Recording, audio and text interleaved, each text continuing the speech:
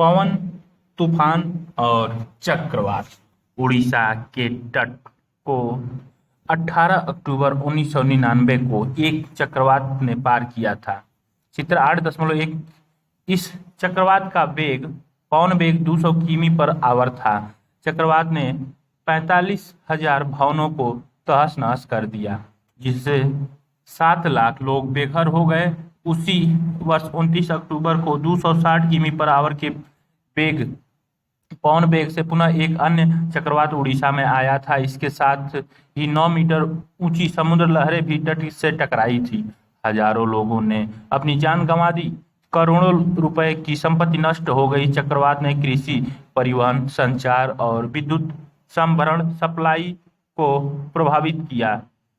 ये 8.1 में उड़ीसा के समुद्र तट की ओर प्रवृत्त किसी चक्रवात का उपग्रह सैटेलाइट द्वारा लिया गया चित्र में ये चित्र दिखाया गया था। लेकिन चक्रवात होते क्या हैं, ये कैसे बनते हैं, ये इतने विनाशकारी क्यों होते हैं? इस अध्याय में हम ऐसे कुछ प्रश्नों के उत्तर जानने का प्रयास करेंगे। हम वायु द्वारा होने वाले कुछ क्रियाकलापों से आरंभ करते हैं। ये क्रियाकलाप हमें चक्रवात से संबंधित कुछ मूलभूत विशेषताओं को स्पष्ट करने में सहायक होंगे। इससे पहले कि हम क्रियाकलाप आरंभ करें, याद रखिए कि गतिशील वायु पवन कहलाती है। वायु दाब डालती है। क्रियाकलाप 8.1। जब कभी भी किसी क्रियाकलाप में कुछ गर्म करना हो तो बेहद सावधानी से कार्य करना चाहिए। अच्छा होगा कि यदि ऐसे सभी क्रियाकलाप आप अपने परिवार के बड़े सदस्यों की उपस्थिति में करें अथवा इन्हें अपने शिक्षक की उपस्थिति में करें। इस क्रियाकलाप में आपको पानी उबालने की आवश्यकता पड़ेगी। ढक्कन वाला टीन का एक डिब्बा लीजिए, इसे पानी से लगभग आधा भर लीजिए। डिब्बे को मोमबत्ती की लौ पर तब तक गर्म कीजिए जब तक कि पानी उबलने न लगे। चित्र 8.2। पानी को कुछ मिनट तक उबलने दीजिए। मोमबत्ती को बुझा दीजिए। तत्काल ही डिब्बे का ढक्कन कसकर बंद कर दीजिए। गर्म डिब्बे को बंद करने में सावधानी बरतें। अब डिब्बे को सावधानी से धातु के गहरे पात्र अथवा वॉश बेसिन में रख दीजिए। डिब्बे पर ठंडा पानी डालिए। क्या डिब्बे के आकार में कोई परिवर्तन आता है? ये डिब्बा और ये डिब्बे के आकार में परिवर्तन। गर्म जल से भरा डिब्बा जिसे ठंडा किया जा रहा है। क्या आप अनुमान लगा सकते हैं कि डिब्बे का आकार विरूपित क्यों हो जाता है? यदि आपको टीन का डिब्बा न मिले पाए तो आप प्लास्टिक की बोतल लीजिए। इसे गर्म जल से भर लीजिए। बोतल को खाली करके इसे तत्काल कसकर बंद कर दीजिए। अब बोतल को नल के बहते पानी के नीचे रख दीजिए। अब अपने कुछ अनुभवों को याद करने का प्रयास कीजिए। जब आप पतंग उड़ाते हैं तो क्या आपके पीछे से आती पवन सहायक होती है? यदि आप किसी नौका में हैं तो क्या इसे चलाना आसान होगा? यदि पवन उस दिशा की विपरीत दिशा में आ रही हो जिसमें आप नौका को ले जाना चाहते हैं, क्या आपको पवन की दिशा के प्रतिकूल साइकिल चलाने में कठिनाई का अनुभव होता है?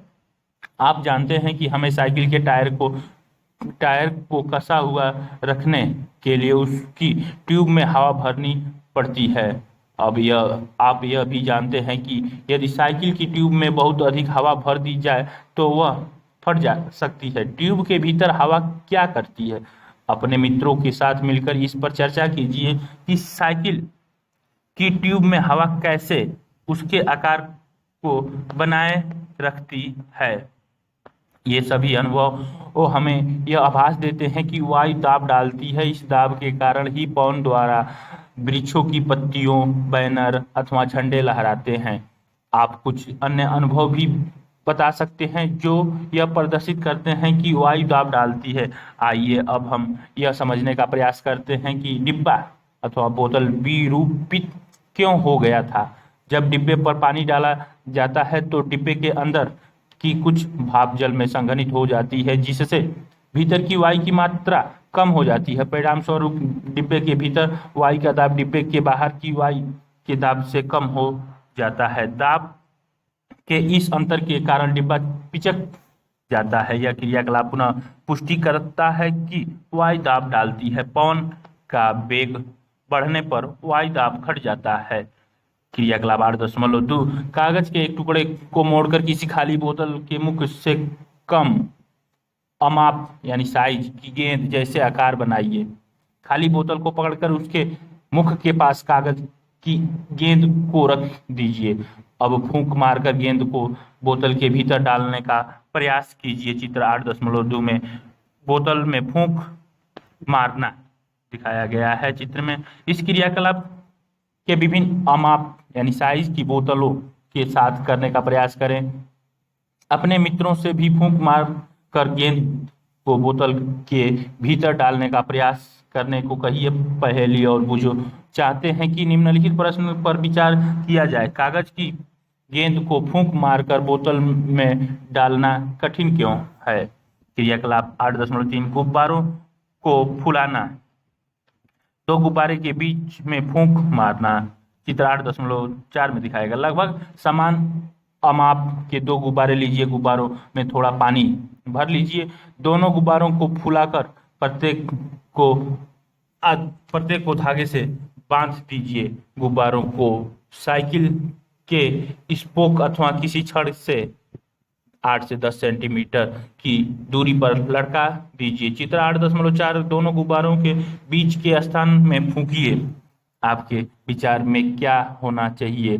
आप क्या देखते हैं? गुब्बारों के बीच में फूंक मारने के लिए विभिन्न तरीके अपनाइए और देखिए कि क्या होता है। फूंक क्रियाकलाप 8.4 क्या आप फूंक मारकर कागज की पट्टी को उठा सकते हैं? ये फूंक मारकर कागज की पट्टी को ऊपर से फूंक मारने पर उठती है।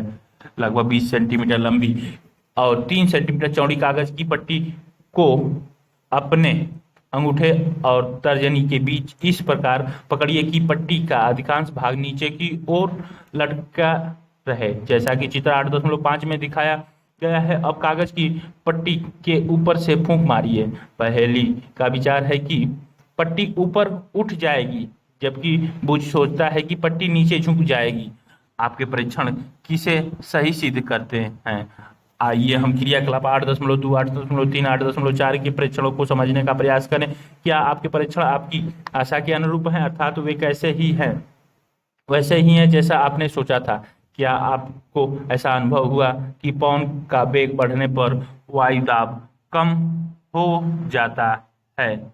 जब हम बोतल के मुख पर फूंक मारते हैं तो मुख के पास की वायु का वेग अपेक्षाकृत अधिक हो जाता है। इससे वहां वायु दाब घट जाता है। बोतल के भीतर वायु दाब उसके मुख के निकट के दाब से अधिक हो जाता है। इसी कारण बोतल के भीतर की वायु गेंद को बाहर की ओर धकेल देती है। क्रियाकलाप 8.3 में आपने देखा कि जब आप गुब्बारों के बीच में फूंक मारते हैं तो वे एक दूसरे की ओर आने का प्रयास करते हैं। ऐसा कैसे हो सकता है? यह तभी संभव होगा जब गुब्बारों के बीच के स्थान की वायु का दाब किसी तरह कम हो जाए। तब गुब्बारों के दूसरी ओर बाहर का दाब उन्हें एक दूसरे ओर धकेलेगा। क्रियाकलाप 8.4 में आपने देखा कि जब आप कागज की पट्टी के ऊपर से फूंक मारते हैं तो यह ऊपर की ओर उठ जाती है। पुनः ऐसा तभी संभव होगा जब कागज में फूंक मारने पर पट्टी के ऊपर दाब कम हो जाता हो। हम देखते हैं कि पवन का वेग बढ़ने से वायु का दाब वास्तव में कम हो जाता है। क्या आप कल्पना कर सकते हैं कि क्या होगा यदि तीव्र वेग की पवन भवनों अथवा झोपड़ियों की छत के ऊपर प्रवाहित हो? यदि छत कमजोर होगी तो वह ऊपर उठ जाएगी और पवन उसे अपने साथ उड़ा ले जाएगा। यदि आपने कभी ऐसा देखा हो तो उसे अपने मित्रों को बताएं। आइए अब हम यह समझने का प्रयास करें कि पवन कैसे बनती है, यह वर्षा कैसे लाती है और कभी कभी यह विनाशकारी कैसे हो जाती है। क्या आप यह जानते हैं कि गतिशील वायु पवन कहलाती है? पवन सदैव अधिक वायु दाब वाले क्षेत्रों से कम वायु दाब वाले क्षेत्रों की ओर गति करती है। वायु दाबों के बीच जितना अधिक अंतर होगा पवन का वेग उतना ही अधिक होगा। लेकिन प्रकृति में प्राकृतिक में विभिन्न क्षेत्रों के वायु दाब में भिन्नता कैसे उत्पन्न होती है? क्या ताप में भिन्नता के कारण ऐसा होता है? निम्नलिखित क्रियाकलाप से इससे समझने में आपकी सहायता करेंगे। गर्म किए जाने पर वायु का एक क्वथनांक नली लीजिए, नली के मुख पर एक गुब्बारे को कसकर लगाइए। आप इसे कसने के लिए टेप का उपयोग भी कर सकते हैं। किसी बीकर में लगभग 2/3 ऊंचाई तक गर्म जल डालिए। गुब्बारे लगी क्वथन नली को गर्म जल में इस प्रकार रखिए कि गुब्बारा जल से बाहर रहे। चित्र 8.6 2-3 मिनट तक यह देखिए कि क्या गुब्बारे के आकार में किसी प्रकार का परिवर्तन होता है।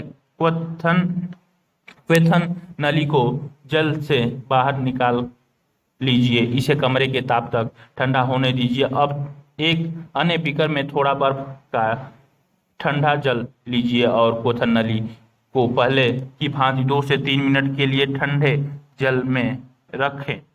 ये क्वथन नली के मुख पर बंधा हुआ गुब्बारा पहले वाले चित्र में, तीसरे वाले में बर्फ के ठंडे जल में डूबी हुई क्वथन नली।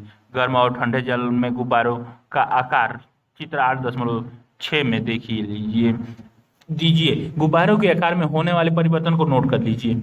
अपने परीक्षण के आधार पर निम्न प्रश्नों के उत्तर देने का प्रयास कीजिए। पहला, क्वथन नली को गर्म जल में रखने पर गुब्बारा क्यों फूल जाता है? वहीं गुब्बारा क्वथन नली को ठंडे जल में रखने पर पिचक क्यों जाता है? क्या हम पहले परीक्षण से यह निष्कर्ष निकाल सकते हैं कि वायु गर्म किए जाने पर फैलती है, अर्थात उसमें प्रसार होता है? क्या आप अब यह बता सकते हैं कि ठंडी किए जाने पर क्वथन नली के भीतर की वायु का क्या होता है? संभवतः आपको क्रियाकलाप 8.6 बहुत रोचक लगेगा। इससे आपको गर्म वायु के बारे में और अधिक जानकारी प्राप्त करने में सहायता मिलेगी। क्रियाकलाप 8.6 समान अमाप की कागज की 2 खाली थैलियां अथवा कागज के 2 खाली कप लीजिए। दोनों थैलों को धातु अथवा लकड़ी की किसी छड़ के 2 किनारों से लटका दीजिए। ध्यान रहे कि कागज की थैलियों अथवा कपों का मुख नीचे की ओर रहे। सावधानी, जलती हुई मोमबत्ती को सावधानी से पकड़े तथा यह ध्यान रखें कि उसकी लौ कागज की थैली से पर्याप्त दूरी पर रहे। छड़ के मध्य में एक धागा बांधकर उसे धागे से इस प्रकार पकड़ें जैसे कि किसी तराजू में करते हैं। चित्र 8.7 अब किसी एक थैली के नीचे चित्र में दिखाए गए अनुसार जलती मोमबत्ती को रखें। देखिए क्या होता है। थैलियों का संतुलन क्यों बिगड़ जाता है? थैलियों का संतुलन बिगड़ता दिख रहा है।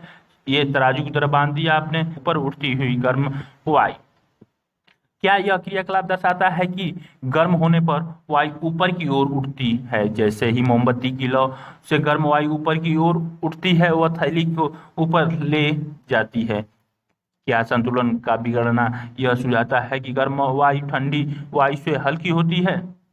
क्या आप अब यह समझ सकते हैं कि धुआं ऊपर क्यों उठता है? यह याद रखना भी महत्वपूर्ण है कि गर्म किए जाने पर वायु का प्रसार होता है और वह अधिक स्थान घेरती है। जब कोई दी गई वस्तु पहले से अधिक स्थान घेरती है तो वह हल्की प्रतीत होती है। इसलिए गर्म वायु ठंडी वायु की अपेक्षा हल्की होती है। यही कारण है कि धुआं ऊपर उठता है। प्राकृतिक में अनेक ऐसी स्थितियां होती हैं जहां किसी स्थान या क्षेत्र से वायु गर्म होने के कारण ऊपर उठती है। ऐसी स्थिति में उस स्थान का वायु दाब कम हो जाता है। फलस्वरूप उस स्थान के आसपास के क्षेत्र में ठंडी वायु प्रवाहित होकर उस स्थान को घेर लेती है। इससे वायु में संवहन धाराएं स्थापित हो जाती हैं। जैसा कि आप अध्याय 4 में पढ़ा था, पवन धाराएं पृथ्वी के असमान रूप से गर्म होने के कारण उत्पन्न होती हैं। यहाँ हम ऐसी कुछ स्थितियों का विवरण प्रस्तुत कर रहे हैं जिनके कारण पृथ्वी के वायुमंडल में पवन धाराएं उत्पन्न होती हैं। ये स्थितियां हैं। पहला, भूमध्य रेखीय और ध्रुवीय क्षेत्रों का असमान रूप से गर्म होना। आपने संभवतः भूगोल में पढ़ा होगा कि भूमध्य रेखा के आसपास के क्षेत्रों को सूर्य की अधिकतम ऊष्मा मिलती है। इससे इन क्षेत्रों में पृथ्वी की सतह के निकट की वायु गर्म हो जाती है। गर्म वायु ऊपर उठती है और ठंडी वायु भूमध्य रेखा के दोनों ओर स्थित 0 से 30 डिग्री अक्षांशों की पट्टी के क्षेत्रों से भूमध्य रेखा भूमध्य क्षेत्र की ओर गतिशील हो जाती है। इसी प्रकार उत्पन्न पवन धाराएं ये चित्र में दिखाया गया पृथ्वी पर असमान तापन के कारण वायु प्रवाह का पैटर्न ये ध्रुव से जाती हुई वायु प्रवाह चित्र 8.1 में पवन उत्तर और दक्षिण से भूमध्य रेखा की ओर बढ़ती हैं। ध्रुवों पर वायु पृथ्वी के लगभग 60 डिग्री अक्षांश तक के क्षेत्रों की वायु से अधिक ठंडी होती है। इन क्षेत्रों में गर्म वायु ऊपर उठती है, जिसका स्थान लेने के लिए ध्रुवों से ठंडी वायु उस ओर प्रवाहित होने लगती है। इसी प्रकार वायु का प्रवाह ध्रुवों से अपेक्षाकृत अधिक गर्म क्षेत्रों की ओर होता रहता है, जैसा कि चित्र 8.8 में दिखाया गया है। इस प्रकार हम समझ सकते हैं कि 30 डिग्री तथा 60 डिग्री अक्षांशों के क्षेत्रों के असमान रूप से गर्म होने के कारण पवन का प्रवाह 30 डिग्री अक्षांश से 60 डिग्री अक्षांश की ओर होगा। मैं यह समझ नहीं पा रही हूँ कि चित्र में दिखाई गई पवन की दिशा ठीक उत्तर दक्षिण दिशा क्यों नहीं है। पवन के प्रवाह की दिशा उत्तर दक्षिण दिशा में उत्तर से दक्षिण की ओर और दक्षिण से उत्तर की ओर होती है। दिशा में यह परिवर्तन पृथ्वी के घूर्णन के कारण होता है। ख थल और जल का असमान रूप से गर्म होना। अध्याय 4 में आपने समुद्र समीर और थल समीर के विषय में पढ़ा था। ग्रीष्मकाल गर्मियों में थलीय क्षेत्र अधिक तेजी से गर्म होता है और अधिकांश समय थल का ताप समुद्र जल की अपेक्षा अधिक रहता है। थल के ऊपर की वायु गर्म होकर ऊपर उठ जाती है। इससे पवन समुद्र से थल की ओर बहती है। यह मानसूनी पवन होती है। चित्र 8.9 में दिखाया गया था। मानसून शब्द की उत्पत्ति अरबी शब्द मौसम से हुई है, जिसका अर्थ है ऋतु। ये जुलाई में दिखाया गया है। 1.600 फीट ASI। ये 10 मीटर पर आवर से 10 मीटर पर आवर से जाती हुई 30 से 40 मीटर पर आवर से। चित्र 8.9 में थल विशेष रूप से राजस्थान के मरुस्थलों के असमान तापन से ग्रीष्मकाल में दक्षिण पश्चिमी दिशा से मानसून निर्मित होता है। ये मानसून काफी जलवाष्प लेकर आती है। चित्र 8.10 में शीतकाल में थल और जल के असमान तापन के कारण पवन उत्तर पश्चिम की अपेक्षा के ठंडे स्थानों से आती है। ये शीत पवनें अपने साथ जलवाष्प लाती हैं, इसीलिए शीतकाल में वर्षा भी कम होती है। ये चित्र में दिखाया गया है। 10 मीटर पर आवर से आती हैं। ये 10 मीटर पर आवर से आती हैं। इसमें आती हुई ये सारी रेखाएं दिखाई गई हैं। भारत मौसम विज्ञान विभाग नई दिल्ली से लिया गया। शीतकाल सर्दियों में पवन के प्रवाह की दिशा विपरीत हो जाती है, अर्थात यह थल से समुद्र की ओर बहती है। चित्र 8.10 में दिखाया गया था। मैं यह जानने को उत्सुक हूँ कि ये पवन धाराएं हमारे लिए क्या करती हैं। समुद्रों से आने वाली पवन अपने साथ जलवाष्प लाती हैं, जिससे वर्षा होती है। यह प्रक्रम जल चक्र का एक चरण है। गर्म मानसून हवाएं अपने साथ जलवाष्प लाती हैं, जिससे वर्षा होती है। बादल वर्षा लाते हैं और हमें आनंद का अनुभव कराते हैं। हमारे देश में किसान अपनी फसल के लिए प्रमुख रूप से वर्षा पर निर्भर करते हैं। बादलों और वर्षा से संबंधित अनेक लोकगीत प्रचलित हैं। यदि आपको ऐसे कोई गीत या कविता याद हो तो अपने मित्रों के साथ उसे गाकर इसका आनंद उठाएं। आपकी सहायता के लिए एक कविता बॉक्स में दी जा रही है। उमड़ घूमड़ कर आए बादल, आसमान में छाए बादल, मानसून में आते बादल, बूंदों को बरसाते बादल, बिजली के चमकाते बादल, खेतों को लहराते बादल, सागर से हैं बनते बादल, सागर में है मिल जाते बादल। तथापि वर्षा सदैव सुखदायी नहीं होती है। कभी कभी वर्षा अनेक समस्याओं को जन्म देती है। क्या आप ऐसी कुछ समस्याओं के नाम बता सकते हैं? आप अपने शिक्षक या शिक्षिका और माता पिता से वर्षा के संबंध समस्या के कारण और निवारण पर चर्चा कर सकते हैं। कुछ प्राकृतिक घटनाएं ऐसी परिस्थितियों को जन्म देती हैं जिनसे कभी कभी आपदा आती है। इनसे मनुष्यों, जंतुओं और पादपों के जीवन के लिए संकट उत्पन्न हो जाता है। आइए हम ऐसी दो घटनाओं जैसे तड़ित झंझा और चक्रवात का अध्ययन करें। तड़ित झंझा और चक्रवात। तड़ित झंझा भारत जैसे गर्म, आर्द्र, उष्णकटिबंधीय क्षेत्रों में अक्सर विकसित होते रहते हैं तथा ताप में वृद्धि होने के कारण ऊपर की ओर उठती हुई पवन प्रबल हो जाती हैं। पवन वायु में पहले से विद्यमान जल बूंदों को अपने साथ ऊपर की ओर ले जाती हैं, जहां ताप कम होने के कारण वे जम जाती हैं और पुनः नीचे की ओर गिरने लगती है। गिरती हुई जल की बूंदें और तीव्र वेग से ऊपर उठती हुई वायु की परस्पर क्रिया से बिजली तड़ित कौदित है, जिससे ध्वनि उत्पन्न होती है। इस घटना को हम तड़ित झंझावात कहते हैं। के साथ तड़ित बिजली भी गिरे तो उसे तड़ित झंझावात कहते हैं। इसमें हमें निम्नलिखित सावधानियां बरतनी चाहिए। किसी ऐसे वृक्ष के नीचे आश्रय न लें जो अलग थलग हो। यदि आप वन में हैं तो किसी छोटे वृक्ष के नीचे आश्रय लें। खुली जमीन पर न लेटें। धातु की डंडी वाले छाते का उपयोग न करें। खिड़की के निकट न बैठें। खुले गैरेज, भंडारण शेड, धात्विक चादरों की छत वाले शेड आदि आश्रय लेने के लिए उपयुक्त स्थान नहीं होते हैं। कार अथवा बस आश्रय लेने के लिए सुरक्षित स्थान हैं। यदि आप जल में हैं तो बाहर निकलकर किसी इमारत में चले जाएं। कहते हैं आप तड़ित झंझावात के बारे में उच्च कक्षाओं में विस्तार से पढ़ेंगे। तड़ित झंझा कैसे चक्रवात बन जाती है। आप जानते हैं कि जल को द्रव से वाष्प अवस्था में परिवर्तित करने के लिए ऊष्मा की आवश्यकता होती है। क्या वाष्प के द्रव में संघनित होने पर वह ऊष्मा वापस मिल जाती है? इसके समर्थन में क्या आप कोई अनुभव बता सकते हैं? बादल के बनने से पहले जल वायुमंडल से ऊष्मा लेकर वाष्प में परिवर्तित हो जाता है। जब जलवाष्प वर्षा की बूंदों के रूप में पुनः द्रव रूप में परिवर्तित होती है तो यह ऊष्मा वायुमंडल में निर्मुक्त हो जाती है।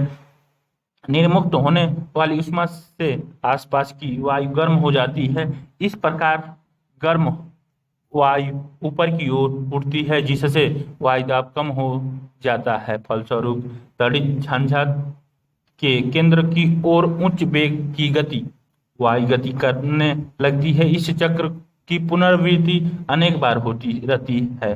घटनाओं की इस श्रृंखला का अंत बहुत ही निम्न दाब के एक ऐसे तंत्र के निर्माण के साथ होता है जिसके चारों ओर उच्च वेग की वायु की अनेक परतें कुंडली के रूप में घूमती रहती हैं। मौसम की इस स्थिति को हम चक्रवात कहते हैं। वायु वेग और वायु दिशा चक्रवात के तापमान और आर्द्रता में वृद्धि करने वाले कुछ कारक। चक्रवात की रचना। किसी चक्रवात का केंद्र एक शांत क्षेत्र होता है। इसे झंझा का नेत्र कहते हैं। कोई विशाल चक्रवात वायुमंडल में वायु का तेजी से घूर्णन करता पिंड होता है, जो पृथ्वी तल से 10 से 15 किलोमीटर की ऊंचाई पर स्थित होता है। चक्रवात के नेत्र का व्यास 10 से 30 किलोमीटर तक होता है। चित्र 8.11। यह बादलों से मुक्त क्षेत्र होता है और इसमें पवन का वेग न्यून होता है। इस शांत और स्पष्ट नेत्र के इर्द गिर्द लगभग 150 किलोमीटर अमाप का बादल का क्षेत्र होता है। चित्र 8.12। इस क्षेत्र में उच्च वेग की पवन 150 से 250 किमी पर आवर और संघनन वर्षा वाले घने बादल होते हैं। इस क्षेत्र से परे पवन वेग क्रमशः कम होता जाता है। चक्रवात की उत्पत्ति का प्रक्रम अत्यधिक जटिल होता है। चित्र 8.11 में इसे एक प्रतिरूप द्वारा दर्शाने का प्रयास किया गया है। ये चक्रवात की संरचना 15 किलोमीटर ऊपर ये वही प्रवाह ऊपर उठती वायु, नीचे जाती वायु और चक्रवात के गति करने की दिशा, धारा प्रवाह। नीचे नेत्र होता है। ये 200 200 इधर और 10 से 30 किमी बीच में झंझा क्रमिक रूप से बढ़ते हुए इधर झंझा क्रमिक रूप से घटते हुए। प्रभंजन चक्रवात का निर्माण आभार भारत मौसम विज्ञान विभाग नई दिल्ली। चक्रवात के नेत्र का प्रतिबिंब आभार भारत मौसम विज्ञान विभाग नई दिल्ली से ये चित्र लिया गया है। चक्रवात द्वारा होने वाला विनाश। चक्रवात काव्य के जल को तटों की ओर धकेलती है। भले ही चक्रवात तट से सैकड़ों किलोमीटर दूर हो, ये चक्रवात के आगमन के पूर्व संकेत होते हैं। पवन द्वारा उत्पन्न होने वाली जल की लहरें इतनी शक्तिशाली होती हैं कि इनके उनके आघात से कोई भी व्यक्ति बच नहीं सकता। चक्रवात के कारण उसके केंद्र में जल सतह उच्च स्तर तक उठ जाता है। उठता जल 3 से 12 मीटर की ऊंचाई तक उठ सकता है। चित्र 8.13 ऐसा लगता है कि मानव जल की दीवारें तट की ओर बढ़ती आ रही हैं। इसके परिणाम स्वरूप समुद्र का पानी कम ऊंचाई पर स्थित तटीय क्षेत्रों में प्रवेश कर जाता है, जिससे जीवन और संपत्ति की गंभीर हानि होती है। यह पानी मृदा की उर्वरता को भी कम कर देता है। ये चित्र में दिखाया गया करते समय होने वाली लगातार वर्षा बाढ़ की स्थिति को और भयावह बना देती है। ये चक्रवात के कारण समुद्र में जल की ऊपर उठती विशाल लहरें। आभार भारत मौसम विज्ञान विभाग न्यू दिल्ली। चक्रवात को विश्व के विभिन्न जाता है। अमेरिकी महाद्वीप में इसे हरिकेन कहते हैं। फिलीपींस और जापान में यह टाइफून कहलाता है। ये 60 डिग्री उत्तरी प्रशांत महासागर, 30 डिग्री टाइफून में उत्तरी अटलांटिक महासागर, 60 डिग्री हरिकेन अमेरिका वाले में चक्रवात 0 डिग्री पे पाया जाता है। चक्रवात या हरिकेन टाइफून ये नीचे दक्षिण प्रशांत महासागर, उत्तरी अटलांटिक महासागर और हिंद महासागर भूमध्य रेखा के आसपास के वे क्षेत्र जहां चक्रवात निर्मित होते हैं। चक्रवात सर्वव्यापी परिघटना है। किसी टॉर्नेडो का व्यास 1 मीटर अथवा 1 किलोमीटर अथवा उससे भी अधिक हो सकता है।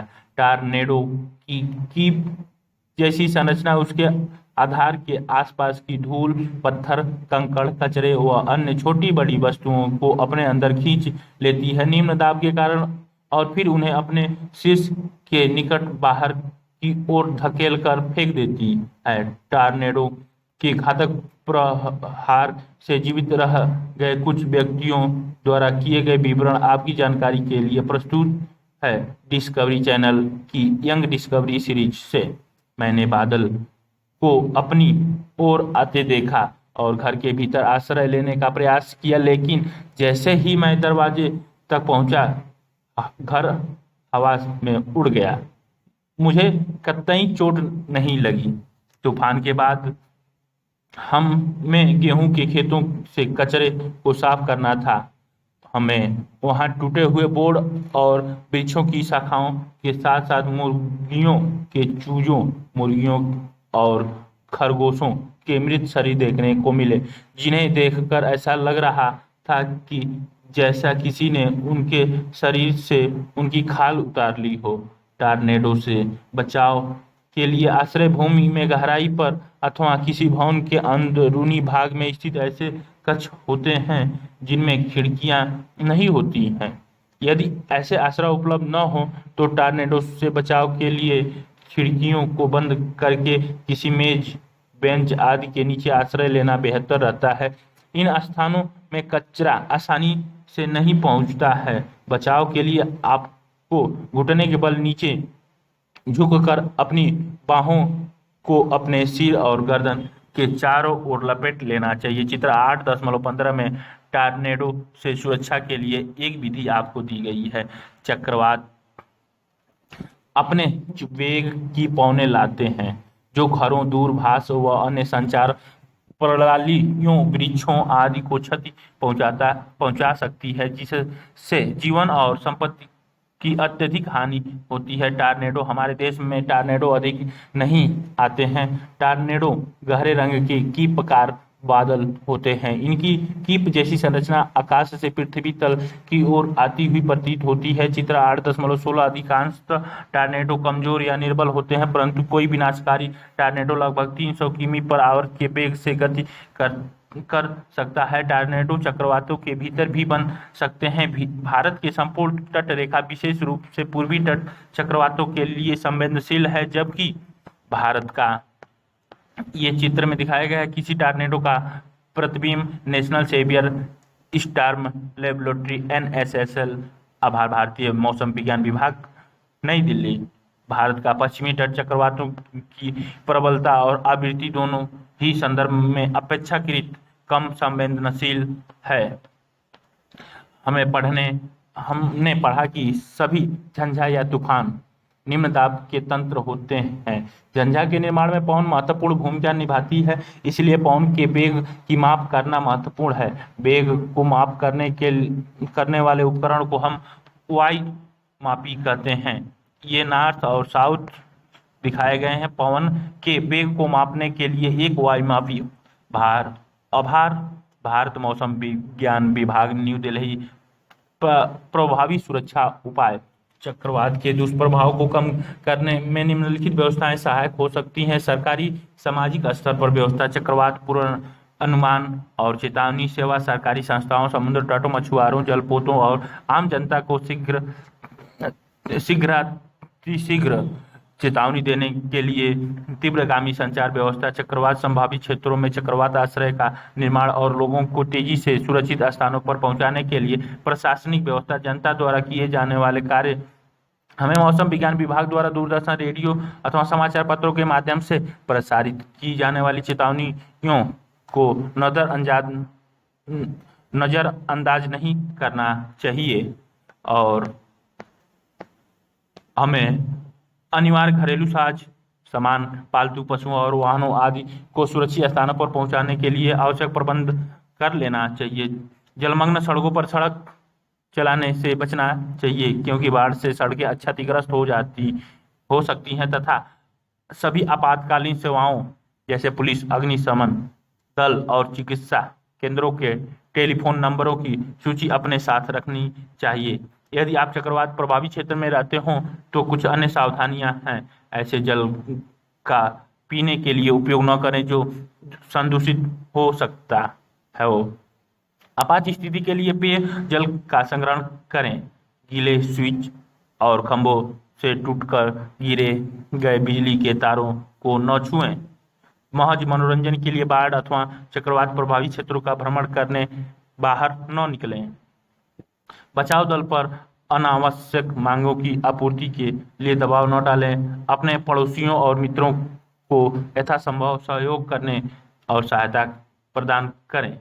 उन्नत प्रौद्योगिकी सहायक सिद्ध हुई। आजकल हमें आपदाओं से अधिक सुरक्षा उपलब्ध है। पिछली शताब्दी के आरंभ में तटीय क्षेत्रों के निवासियों के पास किसी चक्रवात के आने से पूर्व सुरक्षा की तैयारी करना और अपने घर खाली कराने के लिए एक दिन से भी कम समय मिलता था। आज परिस्थितियां बहुत बदल गई हैं। उपग्रहों और रडारों की उपलब्धता से अब यह संभव हो गया है कि किसी भी संभावित क्षेत्र के झंझा के 48 घंटे पहले ही चक्रवात सतर्कता अथवा चक्रवात सूचना जारी कर दी जाती है और चक्रवात चेतावनी भी कम से कम 24 घंटे पहले ही जारी कर दी जाती है। जब चक्रवात तट के निकट होता है तो हर घंटे अथवा आधे घंटे पर उसकी प्रगति और दिशा के बारे में संदेश प्रसारित किए जाते हैं। अनेक राष्ट्रीय और अंतर्राष्ट्रीय संगठन चक्रवात से संबंधित आपदाओं को मॉनिटर करने में सहयोग प्रदान करते हैं। प्रमुख शब्द: पवन वेग मापी चक्रवात, हैरिकेन, झंझावत यानी तूफान, मानसूनी पवन दाब, तड़ित झंझा, टॉर्नेडो, टाइफून। क्या आपने सीखा? हमारे आसपास की वायु दाब डालती है। वायु गर्म करने पर प्रसारित होती है और ठंडा करने पर संकुचित होती है। गर्म वायु ऊपर उठती है जबकि अपेक्षाकृत ठंडी वायु की प्रवृत्ति पृथ्वी की सतह की ओर आने की होती है। जब गर्म वायु ऊपर उठती है तो उस स्थान पर वायु दाब कम हो जाता है और आसपास के क्षेत्रों की उच्च दाब की ठंडी वायु उस स्थानों की ओर प्रवाहित होने लगती है। गतिशील वायु पवन कहलाती है। पृथ्वी पर आसमान तापन पवनों के बनने का प्रमुख कारण है। जलवाष्प वाली पवन वर्षा लाती है। उच्च वेगों की पवन और वायु दाब के अंतर से चक्रवात बन सकते हैं। उपग्रह तथा रडार जैसी उन्नत प्रौद्योगिकी की सहायता से चक्रवातों को मॉनिटर करना आसान हो गया है।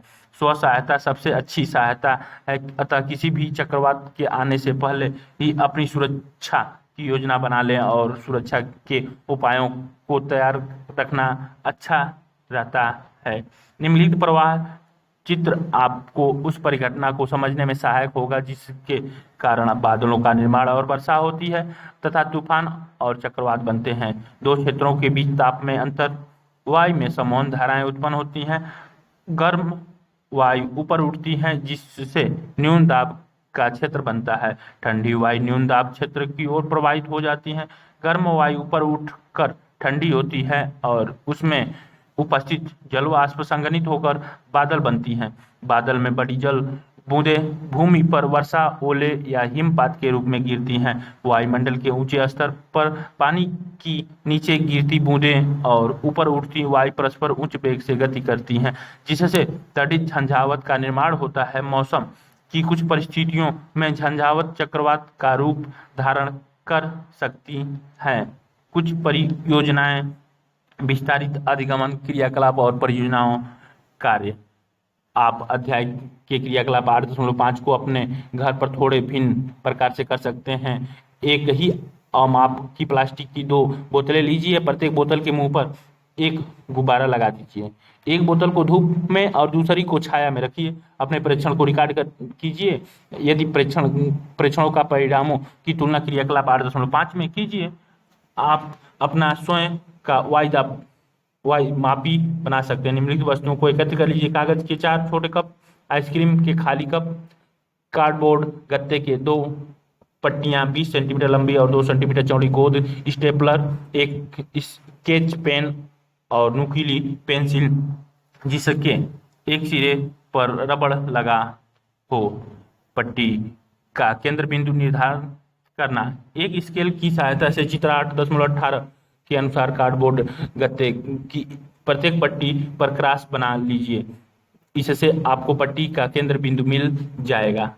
अब पट्टियों को एक दूसरे के ऊपर इस प्रकार रखें कि उनके केंद्र एक ही बिंदु पर हो और उनसे धन प्लस का चिन्ह बन जाए।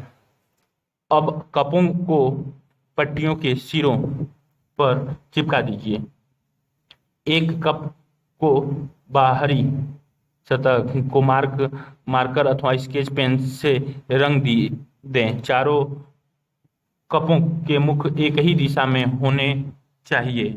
कप लगी पट्टियों के केंद्र में से एक पिन डालें और पट्टियों तथा कपों को पेंसिल पर लगे रबड़ से जोड़ दें। चित्र 8.19 यह सुनिश्चित कर लें कि जब आप किसी एक कप में फूंक मारते हैं तो पट्टियां और कप मुक्त रूप से घूमने लगती हैं। आपका वायु मापी तैयार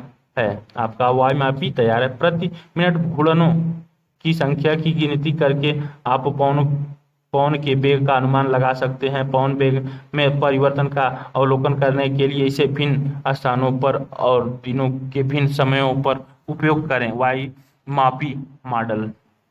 यदि आपके पास रबड़ लगी पेंसिल नहीं है तो आप बॉल पेन के सिरे का उपयोग कर सकते हैं। शर्त केवल यह है कि पट्टियां मुक्त रूप से घूर्णन करें। याद रखिए कि वायुमापी केवल वेग में होने वाले परिवर्तन को दर्शाता है, यह आपको वास्तविक पवन गति नहीं बताता है। समाचार पत्रों और पत्रिकाओं से तूफानों और चक्रवातों के चित्र एकत्रित कीजिए। एकत्रित सामग्री और इस अध्याय में आपने जो पढ़ा उसके आधार पर एक कहानी बनाइए। मान लीजिए कि आप किसी ऐसे समिति के सदस्य हैं जो किसी तटीय राज्य की विकास योजना को बनाने के लिए उत्तरदायी है। एक संक्षिप्त भाषण तैयार कीजिए और जिसमें चक्रवात द्वारा होने वाले कष्टों को कम करने के उपाय बताए गए हों। चक्रवात से प्रभावित व्यक्तियों के वास्तविक अनुभवों को एकत्र करने के लिए ऐसे लोगों का साक्षात्कार या इंटरव्यू कीजिए जो किसी ऐसी आपदा को झेल चुके हों। लगभग 15 सेंटीमीटर लंबी और 1 से 1.5 सेंटीमीटर व्यास वाली एल्युमिनियम की एक नली लीजिए। मध्यम साइज के किसी आलू का लगभग 2 सेंटीमीटर मोटा टुकड़ा काटिए। नली के एक सिरे को आलू के टुकड़ों में डालकर उसे दबाते हुए 2 से 3 बार घुमाइए। चित्र 8.12 नली को खींच लीजिए। आपको नली में आलू का टुकड़ा किस पिस्टन की तरह लगा हुआ मिलेगा। यही प्रक्रिया नली के दूसरे सिरे के लिए अपनाइए। अब आपके पास एक ऐसी नली होगी जिसके दोनों सिरे आलू के टुकड़ों से बंद होंगे और बीच में वाई होगी। एक ऐसी पेंसिल लीजिए जिसकी एक सिरे छिला हुआ न हो। इस सिरे को नली के सिरों में फंसे आलू के टुकड़ों में से किसी एक टुकड़े पर रखिए। अब पेंसिल को झटके से दबाइए जिससे आलू का टुकड़ा नली में चला जाए। चित्र 8.20 देखिए क्या होता है। क्रियाकलाप नाटकीय रूप से यह दर्शाता है कि वायु दाब में वृद्धि वस्तुओं को किस प्रकार धकेल सकती है। चित्र 8.20 में दोनों तरफ फंसे हुए आलू और एक तरफ से पेंसिल से पुश करते हुए उड़ जाएगा। सावधानी, जब आपकी इस क्रियाकलाप को करें तो यह सुनिश्चित कर लें कि नली के सामने कोई खड़ा न हो। आप निम्नलिखित की वेबसाइट पर संबंधित विषयों के बारे में और अधिक जानकारी प्राप्त कर सकते हैं। www.imd government in. क्या आप जानते हैं तड़ित गर्जन की कौज 4 लाख किमी पर आवर से भी अधिक वेग से चलती है। यह अपने आसपास की वायु को सूर्य की सतह के ताप से 4 गुना से भी अधिक ताप तक गर्म करती है, इसीलिए यह इतनी खतरनाक होती है।